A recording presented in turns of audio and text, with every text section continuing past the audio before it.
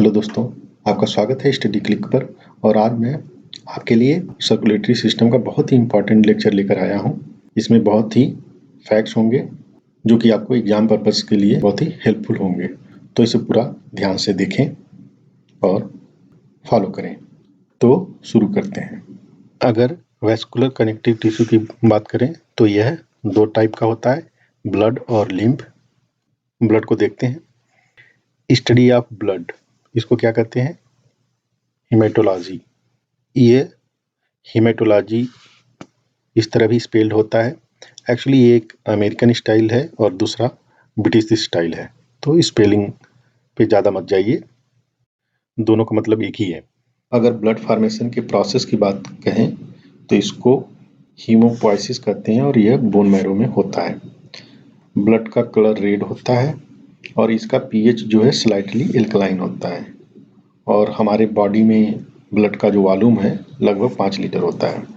Blood को false connective tissue भी कहते हैं। क्यों कहते हैं? क्योंकि ब्लड सेल्स में पावर ऑफ डिवीजन नहीं होता है, ब्लड में कोई फाइबर्स नहीं पाया जाता है, और जो ब्लड का मैट्रिक्स है जिसे प्लाज्मा कहते हैं वो लीवर और लिम्फाइड ऑर्गन में सिंथेसाइज होता है। मतलब जो प्लाज्मा के कंपोनेंट हैं वो लीवर और लिम्फाइड ऑर्गन्स में सिंथेसाइज होते हैं। अगर हम ब्लड कंपोजिशन की बात करें तो यह प्लाज्मा और ब्लड कैप्सूल्स का बना हुआ होता है। प्लाज्मा जो है 55% है और ब्लड कैप्सूल्स 45% है। ब्लड कैप्सूल सॉलिड पार्ट बनाते हैं और प्लाज्मा लिक्विड पार्ट या मैट्रिक्स बनाता है। प्लाज्मा का कलर हल्का पीला होता है और यह क्यों होता है? यह बिलीरुबिन के कारण होता है। और जो प्लाज्मा का कंपोजिशन है 90 से 92% वाटर होता है, बाकी सॉलिड पार्ट होता है। सॉलिड पार्ट में डिफरेंट प्रोटीन्स आते हैं। अगर हम प्रोटीन की बात करें तो 4 मेजर प्रोटीन है, जैसे एल्बुमिन हुआ, ग्लोबुलिन हुआ, प्रोथ्रोम्बिन हुआ और फाइब्रोनेक्टिन हुआ। ये सारे प्रोटीन कहाँ सिंथेसाइज होते हैं? यह लीवर में सिंथेसाइज होते हैं। लेकिन जो गामा ग्लोबुलिन है जिसको हम इम्यूनोग्लोबुलिन कहते हैं, ये लिम्फाइड ऑर्गन में सिंथेसाइज होता है। अगर ब्लड कैप्सूल्स की बात करें तो जो ब्लड सेल्स हैं वो कलेक्टिवली फॉर्म्ड एलिमेंट्स कहलाते हैं। ये 3 तरह के होते हैं। पहला है रेड ब्लड सेल्स या आरबीसी और इरिथ्रोसाइट, दूसरा है वाइट ब्लड सेल्स डब्ल्यूबीसी या ल्यूकोसाइट्स, और तीसरा है प्लेटलेट्स और थ्रोम्बोसाइट्स। अगर आरबीसी की बात करें तो यह बाइकॉन्केव होता है, सर्कुलर होता है और नॉन न्यूक्लिएटेड होता है। और जो ब्लड ग्रुप के एंटीजेंस होते हैं वो कहाँ होते हैं? आरबीसी के सरफेस पे होते हैं। आरबीसी का जो रेड कलर है वो हीमोग्लोबिन के कारण होता है और हीमोग्लोबिन में आयरन पाया जाता है Fe2+ के रूप में। आरबीसी के कुछ और कैरेक्टरिस्टिक देख लेते हैं। आरबीसी का जो साइज होता है वो 7.5 माइक्रोन के बराबर होता है। अगर साइज में कोई चेंज होता है तो इसको हम एनआइसोसाइटोसिस कहते हैं। लेकिन अगर शेप में कोई चेंज होता है तो हम उसे पॉइकिलोसाइटोसिस कहते हैं। विटामिन B12 की डिफिशियंसी से आरबीसी बड़े हो जाते हैं और आयरन की डिफिशियंसी से आरबीसी छोटे हो जाते हैं। बड़े वाले को मैक्रोसाइट्स कहते हैं, छोटे वाले को माइक्रोसाइट्स कहते हैं, और दोनों ही स्टेबल नहीं होते, ये डिग्रेड हो जाते हैं। अगर लाइफ स्पेन की बात करें आरबीसी का तो वह 120 डेज होता है। अब हम आरबीसी काउंट को समझ लेते हैं। ये क्या होता है? ये होता है नंबर ऑफ आरबीसी पर क्यूबिक mm ऑफ ब्लड, और यह ह्यूमन में 5.5 मिलियन इन मेल में होता है, 4.5 फीमेल में होता है, और जो न्यूली बॉर्न बेबी होते हैं उसमें 6.8 मिलियन होता है। इन तीनों में ±1 मिलियन होता है।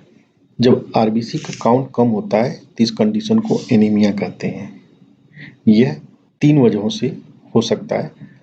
जब विटामिन B12 की डिफिशियंसी होती है तो हमने ऊपर देखा कि मैक्रोसाइट्स बनते हैं और वो डिग्रेड हो जाते हैं, तब एनीमिया हो सकता है।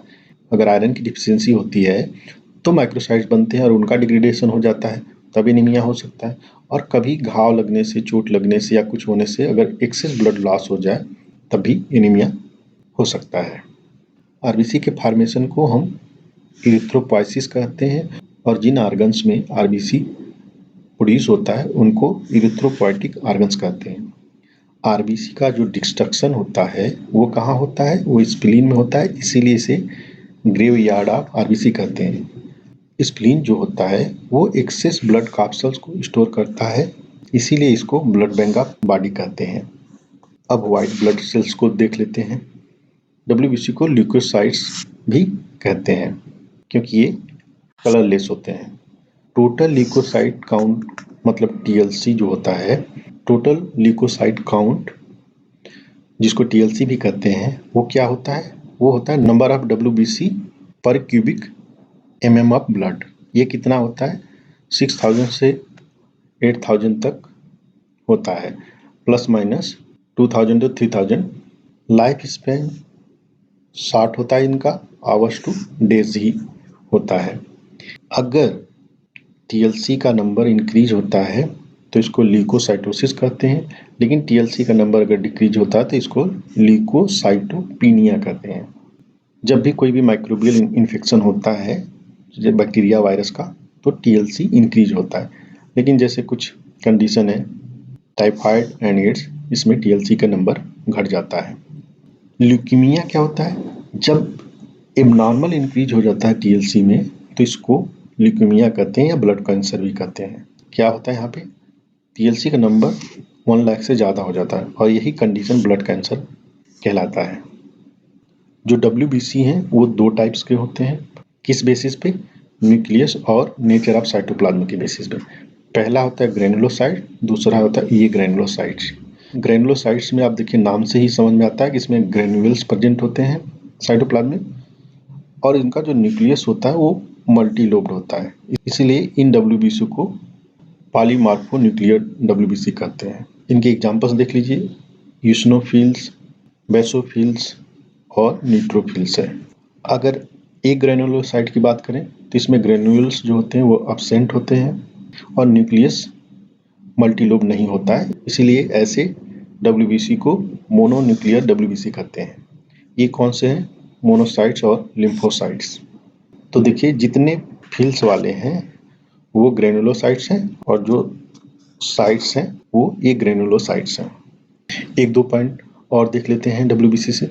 जो न्यूट्रोफिल्स होते हैं वो मोस्ट एबंडेंट सेल्स हैं, लेकिन जो बेसोफिल्स हैं वो लिस्ट हैं। न्यूट्रोफिल्स जो होते हैं और मोनोसाइट्स, ये दोनों फैगोसाइटिक सेल्स हैं।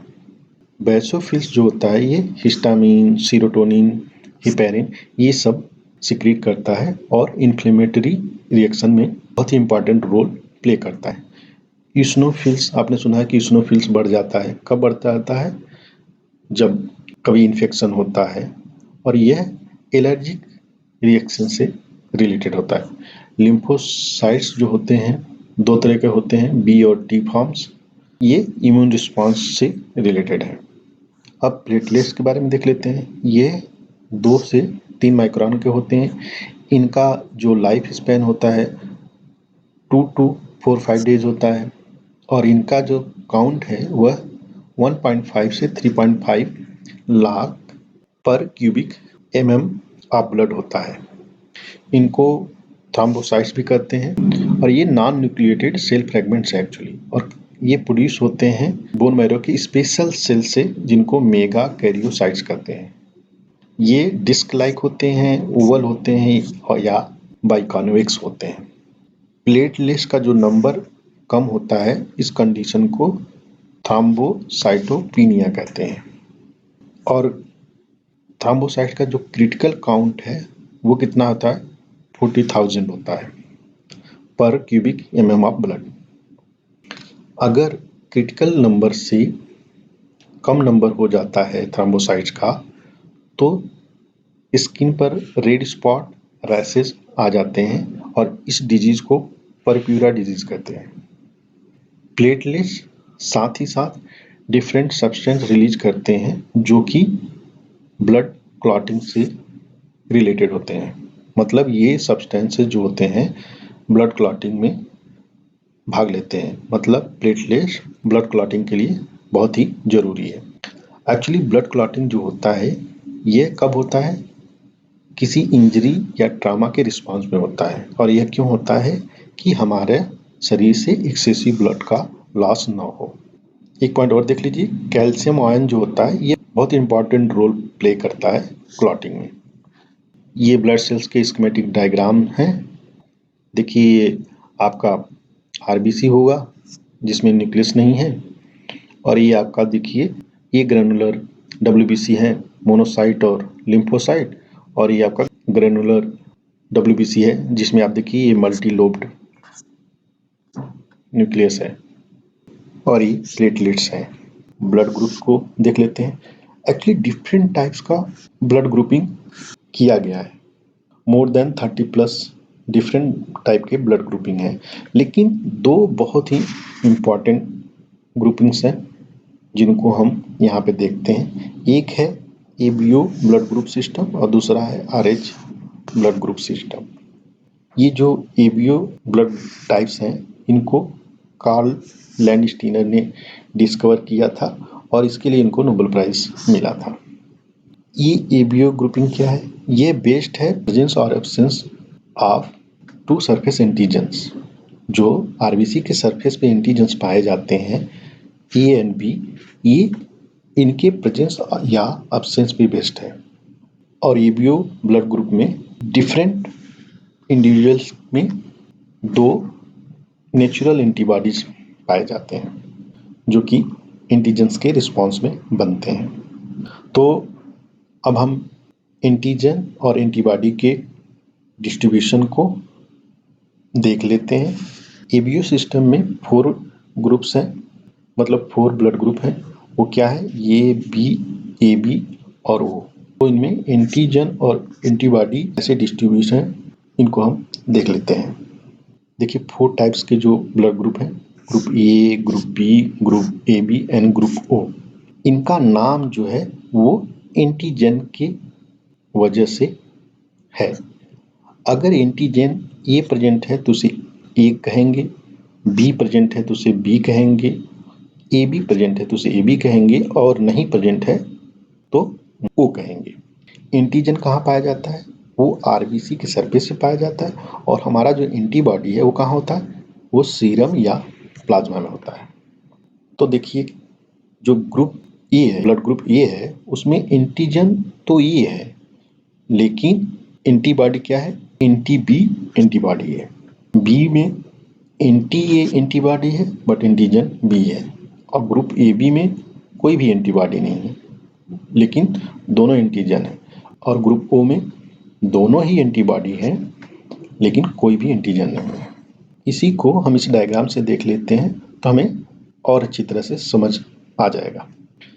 तो देखिए अगर हम ब्लड को सेंट्रीफ्यूज कर दें और प्लाज्मा और आरबीसी में सेपरेट कर दें तो क्या होगा? जो प्लाज्मा होगा उसमें एंटीबॉडी होगा और जो आरबीसीज होंगे उन पर एंटीजन होगा। तो ग्रुप ए में ए एंटीजन है और एंटीबॉडी क्या है? वो एंटी बी एंटीबॉडी है। तो आप इस डायग्राम से इस बात को अच्छी तरह से समझ लेंगे। बी में बी एंटीजन हुआ लेकिन एंटीबॉडी जो है वो एंटी ए है। ए बी में ए बी एंटीजन्स हैं, कोई एंटीबॉडी नहीं है। और ग्रुप ओ में बोथ एंटीबॉडी हैं और कोई एंटीजन नहीं है। अगर पेरेंट्स का ब्लड ग्रुप पता हो तो उनके चाइल्ड के पॉसिबल ब्लड ग्रुप को हम बता सकते हैं। तो उसको हम समझ लें।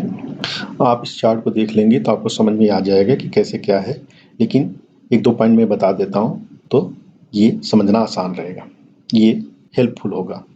अगर किसी भी पेरेंट का, किसी एक पेरेंट का ब्लड ग्रुप ए बी हो तो बच्चे का, चाइल्ड का ब्लड ग्रुप ओ नहीं हो सकता। उसी तरह किसी भी पेरेंट का अगर ब्लड ग्रुप ए बी नहीं है तो उसके चाइल्ड का ब्लड ग्रुप ओ हो सकता है। और किसी भी पेरेंट के ब्लड ग्रुप में अगर ए एंटीजन हो तो बच्चे का भी ब्लड ग्रुप ए हो सकता है। उसी तरह किसी भी पेरेंट के ब्लड ग्रुप में बी एंटीजन हो तो उसके बच्चे का ब्लड ग्रुप बी हो सकता है। रही बात ए बी ग्रुप की, तो दोनों पेरेंट्स में ए बी, ए और बी एंटीजन होना चाहिए।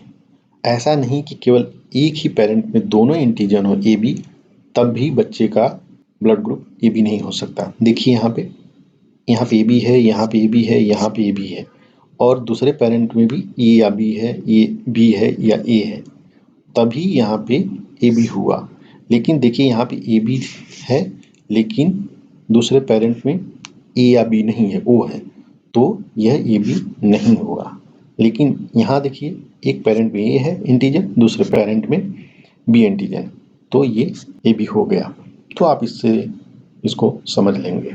अब हम आर एच ग्रुपिंग को भी समझ लेते हैं। ये किस पे बेस्ड है? यह आर एच एंटीजन के प्रेजेंस या अब्सेंस पे बेस्ड है, ठीक है। और यह जो R H blood group system है, इसको कार्ल लैंडस्टीनर और ए एस वीनर ने डिस्कवर किया था। आज तक लगभग 50 different R H antigens discovered हो चुके हैं, लेकिन 5 बहुत इम्पॉर्टेंट है। वो क्या है? D, capital C, small C, capital E and small E. ये बहुत ही इम्पॉर्टेंट है। और ध्यान देने वाली बात यह है कि कोई भी स्मॉल डी एंटीजन नहीं है, ठीक है। आप देखिए कैपिटल सी, स्मॉल सी है, कैपिटल ई और स्मॉल ई है, और केवल कैपिटल डी है। एक्चुअली ये जो फर्स्ट कैपिटल डी है, यही मोस्ट कॉमन है। इसको आर एच डी कहते हैं। और जब हम बात आर एच की करते हैं तो कॉमनली हम इसी आर एच डी की बात करते हैं। और यही जो आर एच डी है, इसी को पॉजिटिव या निगेटिव सफिक्स के रूप में हम एबीओ सिस्टम से जोड़ देते हैं। जैसे हम कहते हैं ए पॉजिटिव का मतलब क्या है? इसके पास ई एंटीजन है, साथ ही साथ आर एच डी एंटीजन है। अगर किसी इंसान का ए निगेटिव ब्लड ग्रुप है, इसका मतलब है कि इसके पास केवल ए एंटीजन है, और जो आर एच डी एंटीजन है ये नहीं है। चाहे आर एच ग्रुप हो, आर एच फैक्टर हो, आर एच एंटीजन हो, R H positive, R H negative, ये सब इसी आर एच डी एंटीजन से रिलेटेड है। और ये आर एच टर्म जो है, एक्चुअली ये रीसस फैक्टर से है। और ऐसा बिलीव किया जाता था कि यह जो रीसस मंकी होते हैं, उनके ब्लड में जो पाए जाने वाला एंटीजन है वैसा ही है। लेकिन एक्चुअली बाद में पता चला कि यह ह्यूमन का आर एच फैक्टर है और रीसस मंकी का आर एच फैक्टर है, टोटली डिफरेंट है। बट नाम इतना तब तक चल चुका था कि आज भी हम इसको आर एच फैक्टर्स के रूप में ही पढ़ते हैं। एबीओ सिस्टम से रिलेटेड एक दो पॉइंट और हम देख लेते हैं। अगर हम एबीओ सिस्टम की केवल बात करें तो इसमें ए बी निगेटिव जो होता है, ये रेयरेस्ट ब्लड ग्रुप कहलाता है। और ओ और ए पॉजिटिव जो ब्लड ग्रुप्स हैं, इनको कॉमन ब्लड ग्रुप्स कहते हैं। और अगर देखा जाए तो O positive blood group more common type है, अगर ओवरऑल पॉपुलेशन की बात हम करें तो। एक ब्लड ग्रुप, उसको गोल्डन ब्लड कहते हैं। वो क्या है? वो आर एच नल है, मतलब कोई भी आर एच एंटीजन नहीं पाया जाता है। और ऐसे ब्लड ग्रुप वाले पर्सन का जो ब्लड सेल्स होता है, आरबीसी होता है, इनका जो मेम्ब्रेन है वो बहुत लीकी होता है। और जो गोल्डन ब्लड ग्रुप वाले लोग होते हैं, उनका जो आरबीसी है वो लीकी नेचर होता है, उससे सोडियम और पोटेशियम आयन लीक करता रहता है, जिसकी वजह से, और ये मेम्ब्रेन का जो डिफेक्ट है, यह हीमोलिटिक एनीमिया काज करता है, जो कि इनके लिए बहुत ही खतरनाक हो सकता है। और ये जो लीकी नेचर है आरबीसी का, ये इनकी स्टेबिलिटी को कम कर देता है, जिससे कि ये डिस्ट्रॉय होते रहते हैं, हीमोलिटिक एनीमिया हो जाता है। क्योंकि ये कंडीशन बहुत रेयर है, इसीलिए इसको गोल्डन ब्लड कहते हैं। लेस देन 50 इंडिविजुअल्स में ये ब्लड ग्रुप आज तक रिपोर्टेड है थ्रू आउट द वर्ल्ड। उसी तरह एक ब्लड ग्रुप है जिसको बॉम्बे ब्लड ग्रुप कहते हैं, या HH blood group. Bombay blood group क्यों कहते हैं? क्योंकि ये बॉम्बे में ही डिस्कवर्ड हुआ है, जो कि आजकल मुंबई के नाम से जाना जाता है। और किसके द्वारा? इसको डॉक्टर वाई एम भेंडे ने 1952 में। ये बहुत रेयर कंडीशन है। इसमें क्या होता है कि ये जो बॉम्बे ब्लड ग्रुप है, ये एच एंटीजन एक्सप्रेस नहीं करते हैं। और इसके बारे में डिटेल पढ़ना हो तो आप इसको अच्छे से देख सकते हैं। और ये एच एंटीजन कहाँ पाया जाता है? ये ओ ब्लड ग्रुप में पाया जाता है। एच एंटीजन क्यों इम्पॉर्टेंट है?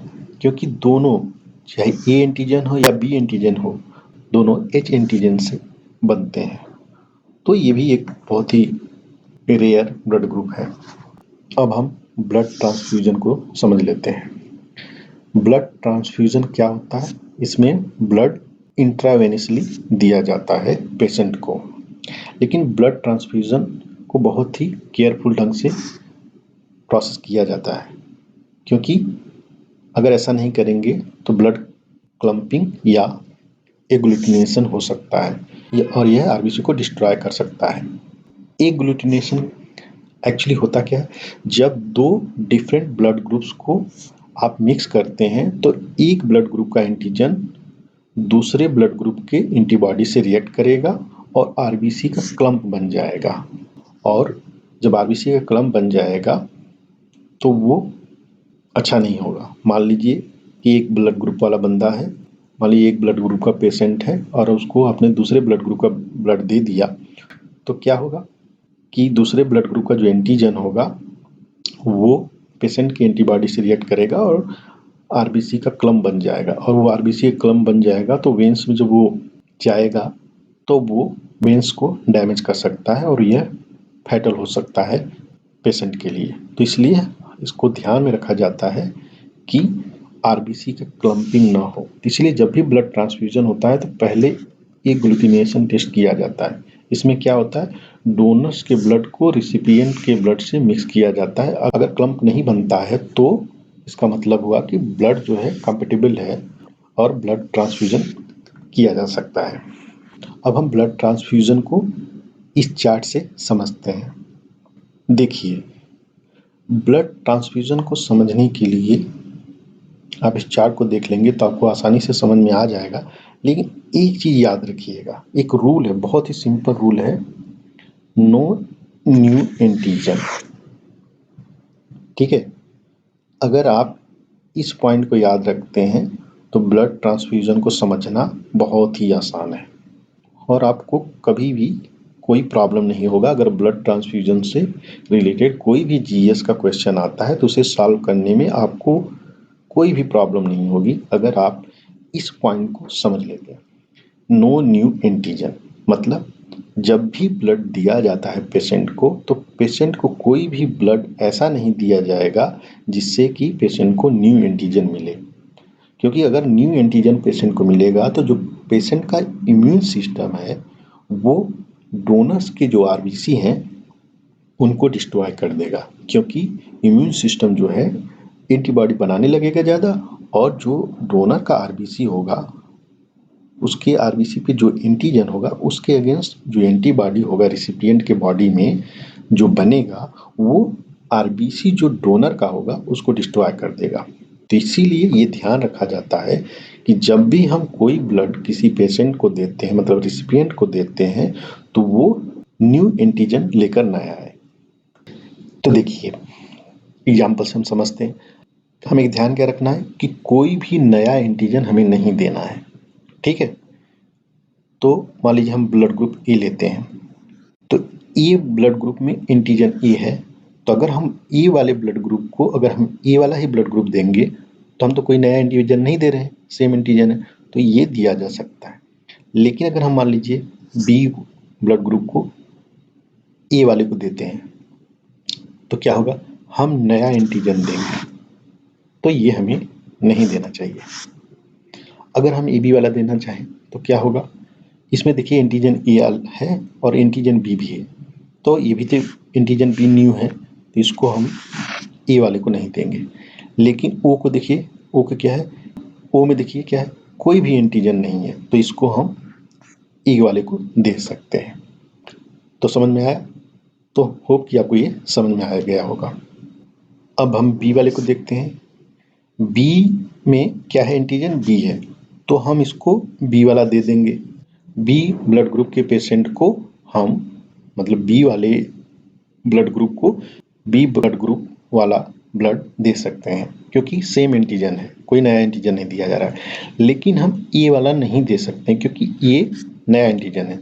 उसी तरह से ए बी भी नहीं दे सकते क्योंकि ये एंटीजन न्यू होगा ग्रुप बी के लिए, इसलिए हम ए बी को नहीं दे सकते हैं और ई को भी नहीं दे सकते हैं। लेकिन ओ में कोई एंटीजन नहीं है तो हम ओ को दे सकते हैं। अब हम ए बी की बात करते हैं।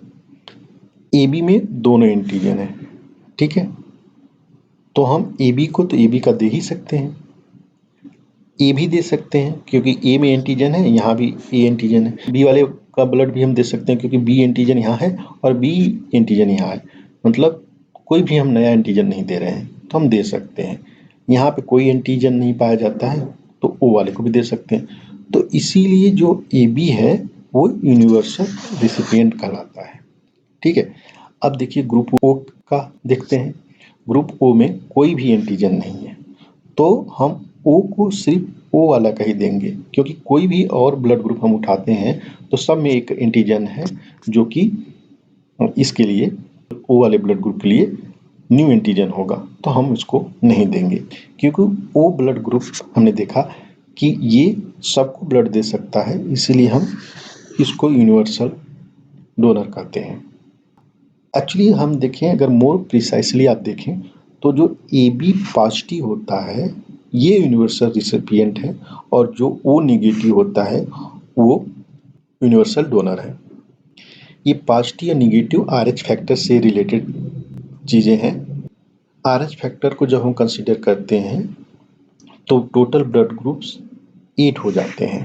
तो हमने एबीओ सिस्टम में देखा कि 4 ब्लड ग्रुप्स हैं, लेकिन अगर हम आरएच फैक्टर को कंसीडर कर दें तो यही 4 से 8 ब्लड ग्रुप हो जाएंगे क्योंकि 4 positive and 4 negative. Group A positive, group A negative, group B positive, group B negative, group A B positive, group A B negative, group O positive and group O negative.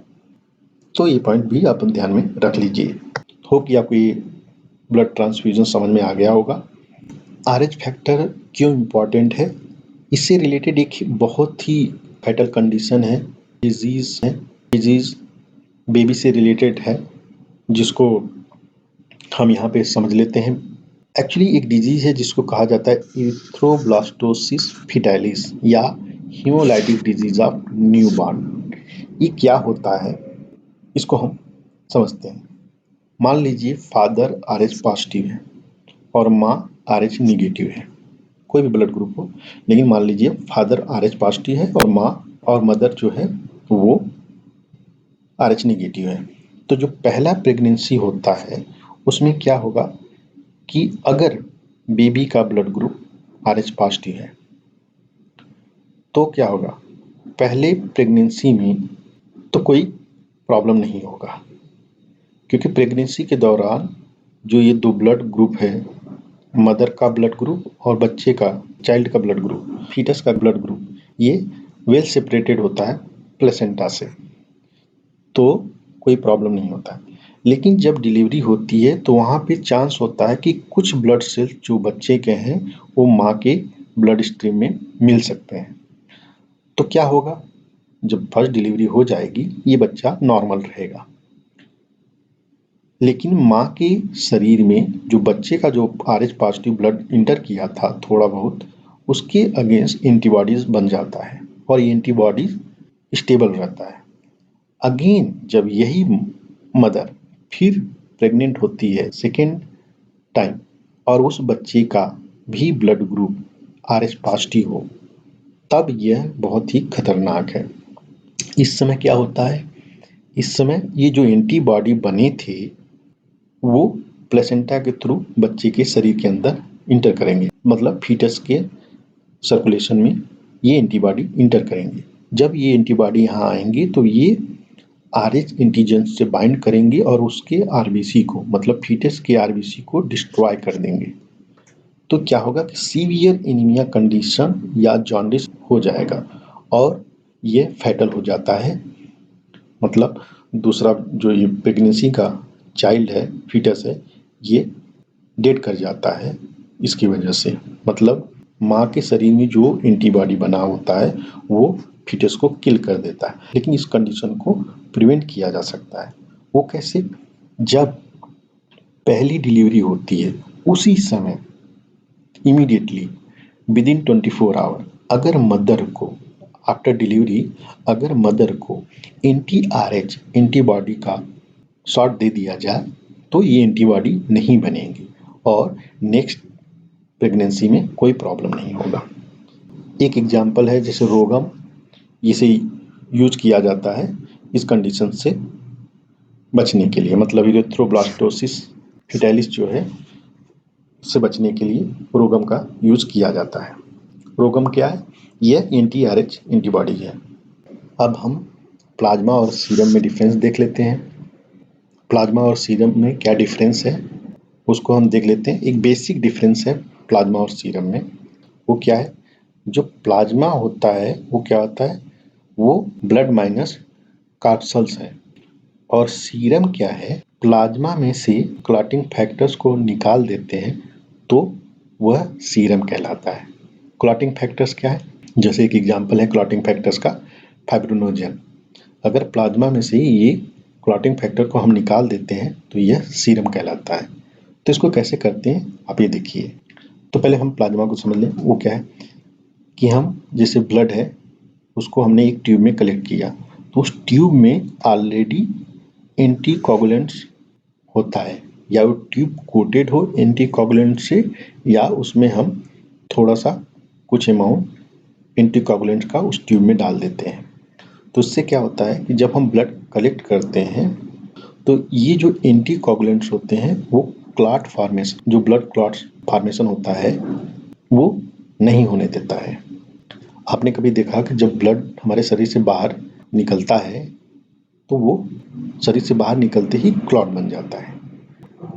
इसको prevent करने के लिए क्या किया जाता है कि clot ना बने, तो यही एंटीकोगुलेंट्स जो हैं इनको ऐड किया जाता है। ठीक है, तो इसमें क्या होगा, प्लाज्मा कंडीशन में क्या होगा, हमने ब्लड ट्यूब में कलेक्ट किया तो उसको हम सेंट्रीफ्यूज करते हैं।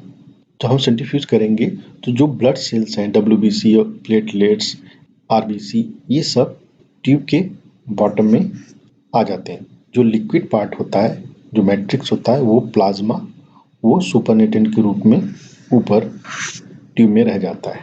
ये सेंट्रीफ्यूज क्या होता है? सेंट्रीफ्यूज देखिए, सेंट्रीफ्यूज एक इंस्ट्रूमेंट होता है जिसमें हम ट्यूब डाल के हाई स्पीड पे या लो स्पीड पे हम सेंट्रीफ्यूज करते हैं। तो सेंट्रीफ्यूज एक इंस्ट्रूमेंट होता है जिसमें हम सैंपल को, कोई भी सोल्यूशन होता है उसको हम सेंट्रीफ्यूज करते हैं तो जो उसमें पार्टिकल्स होते हैं वो बॉटम में सेटल हो जाते हैं और सुपरनेटेंट ट्यूब में ऊपर रहता है। तो ब्लड को जब हम इसमें सेंट्रीफ्यूज करेंगे तो जो ब्लड सेल्स हैं वो नीचे रह जाते हैं और प्लाज्मा सुपरनेटेंट के रूप में ऊपर आता है, क्योंकि प्लाज्मा लिक्विड पार्ट होता है। प्लाज्मा में 90% वाटर होता है तो यह प्लाज्मा सुपरनेटेंट के रूप में ऊपर रह जाता है। सीरम में क्या होता है? सीरम में हम ब्लड ट्यूब में कलेक्ट करते हैं लेकिन इसमें एंटीकोगुलेंट्स नहीं होते हैं। जब एंटीकोगुलेंट्स नहीं होगा तो ब्लड क्लॉट हो जाएगा, लेकिन जो लिक्विड पार्ट होता है ब्लड का वो सेंट्रीफ्यूगेशन के बाद ऊपर सुपरनेटेंट के रूप में रह जाएगा और इनको हम सीरम कहते हैं। तो सीरम और प्लाज्मा में बेसिक डिफरेंस बस यही है कि एक में क्लॉटिंग फैक्टर्स पाया जाता है और दूसरे में क्लॉटिंग फैक्टर्स नहीं पाया जाता है। और प्लाज्मा को कलेक्ट करने के लिए एंटीकोगुलेंट्स यूज होता है और सीरम को कलेक्ट करने के लिए एंटीकोगुलेंट्स की ज़रूरत नहीं पड़ती। एंटीकोगुलेंट्स क्या होता है? ये मेडिसिन के रूप में यूज होता है। किस लिए? कि जो ब्लड क्लॉट फॉर्मेशन को प्रिवेंट करे। देखा जाए तो हिपैरिन ये नेचुरली अकरिंग एंटीकोगुलेंट है और जो कि मोस्ट वाइडली यूज्ड होता है। जो ब्लड ईटिंग एनिमल्स हैं जैसे लीचेज हुए या मॉस्किटोज, इनके पास एंटीकोगुलेंट्स होता है। ये जब ब्लड सक करते हैं तो वहाँ पे ये एंटीकोगुलेंट्स को रिलीज करते हैं जिससे कि ब्लड क्लॉट नहीं होता है। अगर इनके पास एंटीकोगुलेंट ना हो तो ये ब्लड को सक नहीं कर सकते, क्योंकि ब्लड शरीर से बाहर आएगा तो वो क्लॉट हो जाएगा अगर एंटीकोगुलेंट्स ना हो तो। एंटीकोगुलेंट्स ना हो इन एनिमल्स में तो ये ब्लड सक नहीं कर सकते। तो इसीलिए नेचर ने इनको ये गिफ्ट दिया है कि ये एंटीकोगुलेंट को प्रोड्यूस कर सकें और यूज कर सकें। अगर लेबोरेटरी की बात करें, जैसे आप कभी जाते हैं ब्लड टेस्ट कराने के लिए या कुछ भी, या लेबोरेटरी में जो काम होता है, रिसर्च जो होता है, उसमें एक कंपाउंड यूज होता है, उसको बोलते हैं EDTA। ये भी एंटीकोगुलेंट के रूप में यूज होता है। इसमें क्या होता है कि आप इसे ट्यूब में रख लीजिए और ब्लड इसमें लेकर जस्ट आप सेंट्रीफ्यूज कर देंगे तो आपको प्लाज्मा मिल जाएगा।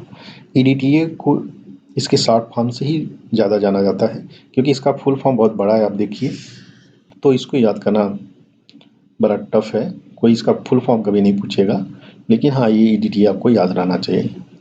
अगर आप इसका नाम देखिए तो ये इतना बड़ा है, एथिलीन डाइएमीन टेट्राएसिटिक एसिड। बस इसको समझ लीजिए कि ये एक एंटीकोगुलेंट है जो कि लेबोरेटरीज में यूज होता है। मैं नेक्स्ट लेक्चर में कन्वैलेसेंट प्लाज्मा थेरेपी के बारे में डिटेल से बताऊंगा, लेकिन ब्रीफली यहाँ पे देख लेते हैं कोरिलेशन के लिए। जो प्लाज्मा होता है उसमें एंटीबॉडीज पाए जाते हैं।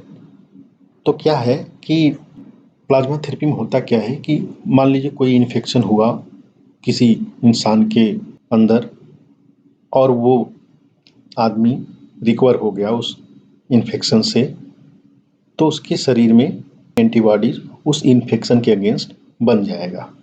और अगर ऐसे रिकवर्ड पेशेंट से प्लाज्मा ले लिया जाए और किसी दूसरे पेशेंट के शरीर में डाल दिया जाए तो वो उसे हेल्प करेगा उस इन्फेक्शन से फाइट करने के लिए। ठीक है, तो जिस एग्जाम्पल है, आजकल आपने देखा होगा कि कोरोना वायरस की इलाज के लिए प्लाज्मा थेरेपी की बात की जा रही है, क्योंकि कोई ड्रग अवेलेबल नहीं है। तो प्लाज्मा थेरेपी को डिफरेंट कंट्रीज़ में ट्राई किया जा रहा है कि रिकवर्ड पेशेंट से प्लाज्मा ले लिया जाए और न्यू पेशेंट को प्लाज्मा ट्रांसफ़र कर दिया जाए, जिससे कि वो इस कोरोना वायरस से अच्छी तरह से फाइट कर सके। इसको डिटेल में नेक्स्ट लेक्चर में मैं बताऊंगा। होप कि आपको ये लेक्चर पसंद आया होगा। अगर आपको ये लेक्चर पसंद आया है तो प्लीज़ इसे लाइक करें, शेयर करें और सब्सक्राइब करें। थैंक यू, धन्यवाद, जय हिंद।